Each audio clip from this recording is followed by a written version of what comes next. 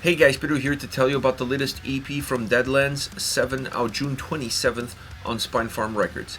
This release has 7 tracks, 22 minutes in length, and they are an American metalcore duo. A couple of things I want to say about this EP before we even get going on the songs. The first thing I want to say is that this is a concept EP. 7 comes from the 7 deadly sins, and each of these songs represents one of those deadly sins. I like the fact that they didn't go naming the songs after one of the sins. They rather just create a track that both lyrically and from a song title standpoint ties into the sin that it represents, but it leaves it a little bit up to the imagination, if you will, of the listener to kind of connect the dots. The other aspect of this EP that I thought was really interesting is maybe because of this concept, the EP has developed a lot more like a full-length record. It has more consistency. The songs are better tied in together. There's more of a sense of a journey. There's more of a sense of a flow from song to song, which obviously gives the overall release a lot more playability. You're not going to come in here looking at just consuming a song or trying to discover a new track or something along those lines, which is normally what happens with EPs. There's like sometimes a new song, a remake of a song, maybe some live tracks. EPs tend to be very experimental by nature and don't really offer a lot of context in terms of how the songs are presented. This one, obviously, with that concept behind it, works completely different, feeling a lot more like a full-length record, like I mentioned already, and that to me adds incredible quality to the overall release, almost forcing the listener to just stay connected to it across all 7 songs, all 22 minutes.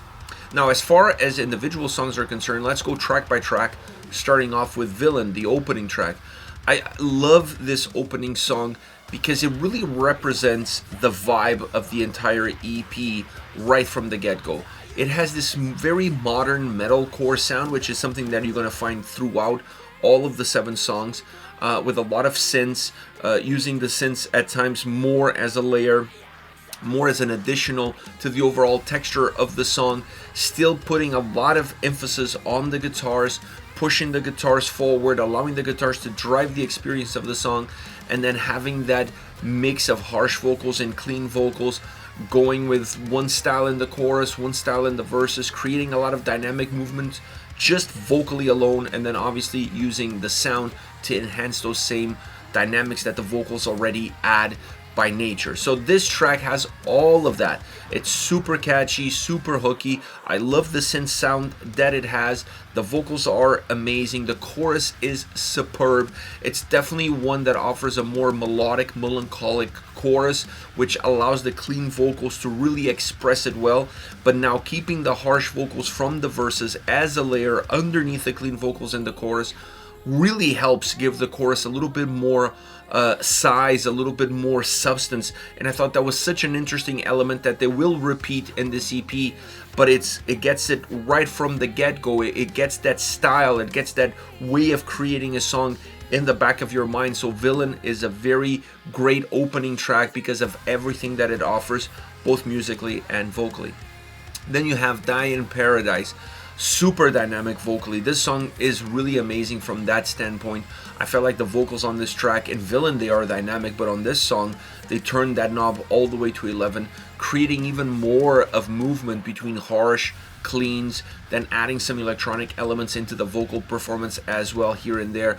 So it's a track that really offers a lot on a vocal standpoint. And then the way the song is set out, where you have the verses different from the pre-chorus, different from the chorus, a sense of evolution in sound, evolution in vocal delivery, really allowing you to see all of the different facets musically and vocally that this band can put together, creating a great fluid track with a great breakdown, and the vocals really enhancing the style, the heaviness, and the delivery of the breakdown in this song. Very textured track all around with excellent vocals. Then you have More. More is definitely one of the most, if not the most synth-driven song, most electronic style song that this record offers. That doesn't mean it's that style and that style only, because not a single song on this record feels linear throughout. They all have a lot of movement to them. This track feels like an electric callboy style song, because this track mixes that more electronic EDM experience with a more modern, heavy metalcore sound. The two combined throughout the track really create a lot of ebbs and flows, and it's also a song that mixes in that style, but now on a vocal sense, allowing the vocals when they're clean to feel very melancholic, very melodic, and when they're harsh, they're really heavy, emphasizing also the heavier side of the song. With all of that said, it's a track that really never loses that more EDM electronic sound that you see at the beginning. It's just that in the beginning, and there are certain pockets within the song where those elements drive the experience, drive the track. Once the song becomes heavier, they minimize themselves, but they're still there, and there's pockets towards the end where they become a lot more clear, so there's a sense of continuity, but also a sense of going full circle.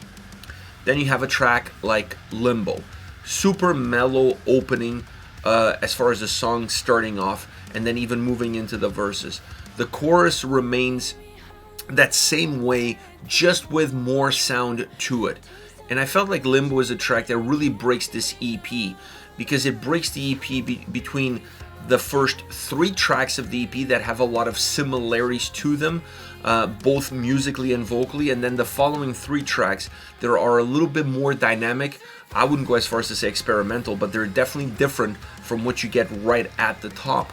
And this track really becomes that icebreaker that changes the dynamics of the EP, both from a sound standpoint and also from an atmosphere standpoint. Not as much vocally, but it definitely changes the dynamics, and it's a track that offers something unique up to this point. There's no song as mellow all around as this track is, so this is definitely a little bit of a somber song, of a little bit of a darker song in terms of how it feels and definitely how it sounds. Then you have the Kundalini.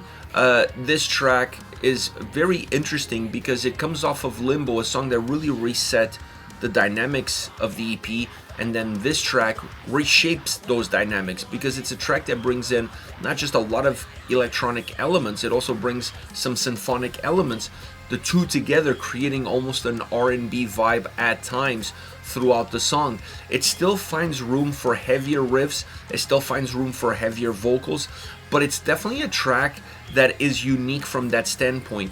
It allows that R&B sound, R&B experience, R&B atmosphere to coexist with that more modern metalcore sound and combine the two really well in order to make a very interesting track all around. After that, we have Wither. Wither is the most consistent song as far as heaviness is concerned from top to bottom. This track is all about aggression and it's all about intensity. It has a great bass sound, it has a great sound all around, but it definitely stands out, and it's one of those tracks that really stands out because of how consistent it is from a heaviness standpoint. So you can see that Limbo was really a track that broke the mold of what the first 3 songs sounded and felt like. After Limbo, you start to have songs that are very unique, very different, still tying them in with the overall experience of the EP, but definitely giving them unique fingerprints that you hadn't really seen up until that point. And that is until House of Cards comes into scene. That's the closing track on this EP, and I felt like House of Cards had a lot of the elements of Villain. It was a great closing song because instead of going completely different from everything else, because that style was kind of start to develop after Limbo, and I honestly thought that the closing track was going to be even more different than everything that we've heard before up until that point. But House of Cards, it's a track that puts a lot more emphasis on the vocals. It gives the vocals a lot more attention. It gives the vocals a bigger spotlight. Maybe from that standpoint, it is different from the previous songs. But overall, it's a track that connects well with Villain in terms of how one opens and how the other one closes, with a lot of the same dynamics that you're going to find throughout. And that to me was the perfect way of allowing the overall EP to feel like a complete journey with a sense of beginning, middle, and end. This is it, Deadlands with 7, once again on June 27th on Spine Farm Records. Let me know your thoughts on the singles, hit me up in the comment section. I'll see you all at the next video. Take care, guys.